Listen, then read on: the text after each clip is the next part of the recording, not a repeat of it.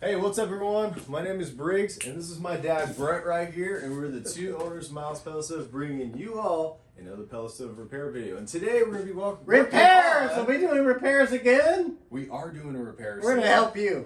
We are doing the repair video on the Pelpro PP130 Pellet Stove, and today we're going to be focusing on the igniter, taking it out, and showing you how the whole change-out process is. Ain't that right? That's right. There's nothing more frustrating. You turn on the dial for your Pelpro PP130 and it doesn't start. Well, most likely your igniter needs to be replaced, and Briggs is going to show you how to replace it. Join along with us on the pellet stove train. All right, let's do it. And welcome back. You know, every time, like Briggs and I always say, when you do a repair on your pellet stove, unplug your stove prior to doing any maintenance, you get it. So there you go. So the tools you need today, oh my gosh, it's a ratchet with a 3/8 adapter. That's what you need. We're going to break open this thing. We're going to get to that igniter. We're going to show you how to replace it. We're going to show you how to save some money for you, your friends, and your family. You ready, Briggs? Definitely. Okay, let's go. Okay, showtime. All right, let's get to it. But before we do, help us build the channel. Please like, share, subscribe. It always helps us out to help you out. Anyway, let's get to it. So, like my dad said, you can use a ratchet if you want, but for these purposes, we're going to be using the impact just to go a little faster. And you know what? Tackling the igniter, you can go on either side and kind of takes to some different method approaches. But for this side, we're going to be tackling on the left side facing forward. Are you sure it's the left side? Yep, I'm going to go on the left side this time because, like I said, there's multiple ways of doing this. So left side facing forward, right here. We're going to come over here. I got you, son, right here. All right. Just making sure. There's the exhaust fan.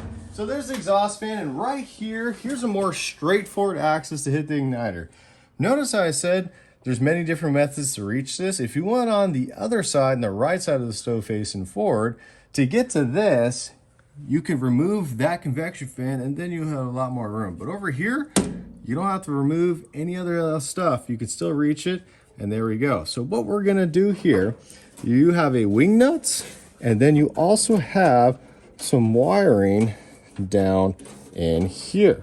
And sometimes is it caught down in that little cube there? Yeah, so right here I loosen it up. You got it. You'll have a little plastic bracket that you might have to finagle with, but once you got it loose, all you have to do is disconnect these two wires and remove that wing nut.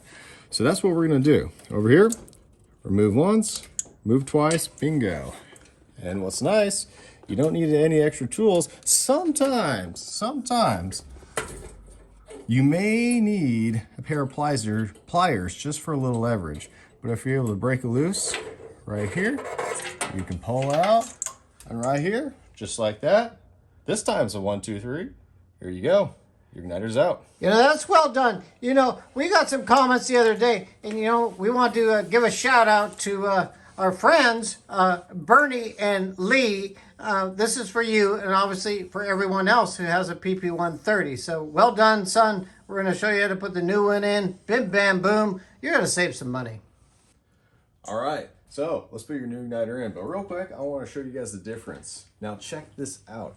Here's your used one, and here's your new one. Now after some time with all the heat expansions and usage, you can see the different changes of color right here and kind of the wear and tear and everything else versus the nice shiny one right here. Isn't that shiny? You know, sometimes those igniters, they bend a little bit too, and they are a bear to get out. So if you have problems with that, give us a shout out and we'll see if we can help you. And that's true. A lot of times when an igniter goes out, you know, these elements in here, they can break or disconnect, whatever. And that connection is just not right, and hence it doesn't work and stuff. This one right here, this one's still good and still works, but for these purposes, we're just going to show you how to put a new one in. And then also the worst of the worst that could happen, sometimes igniters, there are some bends and stuff, but sometimes there could be even some breaks, and that's like the worst case scenarios. So anyway, there's just a little, just some igniter history and kind of knowing what kind of goes on. So without further ado, let's put this in. So essentially, we're just going to be working backwards, and we're going to be fishing in here for those wires. So there they are right here. And we're going to be gently just putting them together slowly. So right there, sometimes those connections, Might lift up a little bit, but you just want to make sure there's a good fit there. And that's so it's nice and even. And right there, boom, perfect. Go in here, funnel through. And this is a nice thing I like what Pelpro did. You know, instead of a bolts that you had to get a tool in here, you could just tighten this by hand, which is very handy. Sometimes changing out igniters on a number of stoves can be such a bear, but they did a good job on this one. Right here, so with these wires, what you can do, if you can feel around, you can find that plastic bracket, fold them in there, get those wires out of the way. There you go, your igniter's in. So basically at this point, you're just closing up the stove. Very straightforward, very good process. This is a good way if you know the part number and the part to get, and save you some money instead of calling out a service call. So right then and there, if you're able to do this easily, you're saving, I would say, I don't know, at least a couple $100. What do you think, Dad? Oh yes, you know, every dollar adds up, and I know many of you, if you just take a step-by-step approach, excuse me, you're going to be able to do this yourself. And even if you need a hand or some help from your neighbor, do a little reach out, and you're going to save some money. So, you know, there we go. Is that enough, son? That's enough for now. We'll tell them more at the end. I'm trying to give him an answer. You're good. Next scene. We'll go. All right, everyone. That's it. Hopefully this video has been pretty helpful for you guys. Hopefully it's giving you guys the knowledge and confidence to repair your Pelpro stove. Because you know what? It feels a lot better when you're able to fix something on your own, save some money, better yet. And you know what? You got a little sense of accomplishment. So we really hope we're able to provide that for you. Got anything else to say there? Oh, I always have something to say. You know, you just take a minute out. You know, these things are about 14 to 15 bucks or dollars. I know that you can do it. Take your time. Briggs gave you a very good education on how to take this thing out and put the new one in. These are readily accessible on the internet. We'll give you other links if you need to. Give us in the comments. I get it. But this will save you, your friends, and your family some money.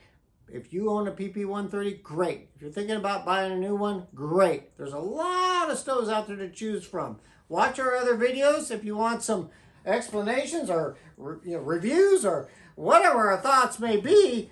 We're here for you. We're having a good time, aren't we? Oh, definitely. We'll see you on the next one. Thank you. See you guys. Thanks.